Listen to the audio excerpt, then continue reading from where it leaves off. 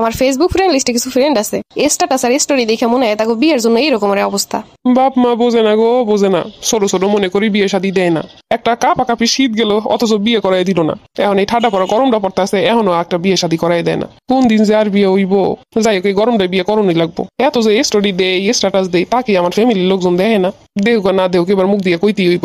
ও দাদি, কি রে কাশেম, দুয়ার দ্বারে বই আছিস কেন? দাদি, বিয়ে শাদী করাই দাও না, দুয়ার দ্বারে থাকবো না, কোনখানে থাকবো? ও কাশেম, বিয়ে যে করবি, কামাই রোজগার কিছু করিস নাকি?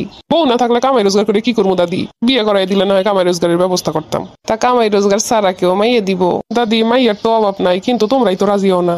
আচ্ছা দেহি তোর বাপরে কমনে। দাদি, বাপরে কইলে কোনো কাম হইতো না, পারলে তুমি কিছু করো। আচ্ছা দাঁড়া দেহি কি করণ যায়। দাদি, যা করো তাড়াতাড়ি কইরো। হে হে হে হে, করমুনে। ওই যে ফুলি যাইতেছে, অর্থ একটা বুইন আছে ডুলি, ওইটা তো বড়ই হইছে। ও, ডুলির বোন ফুলি না? হ কাশেম ভাই, তুমি দুয়ার দ্বারে বইয়ে রইছো কে? তোমার এক বুইন আছে না?